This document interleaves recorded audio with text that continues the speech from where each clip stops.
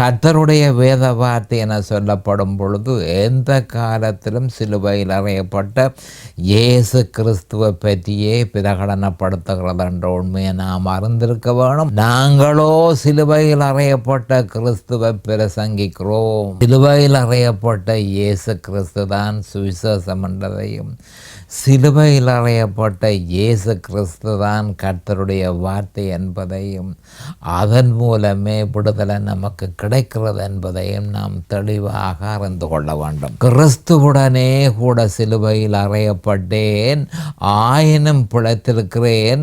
இனி நான் அல்ல, கிறிஸ்துவே என்னில் பிழைத்திருக்கிறார்.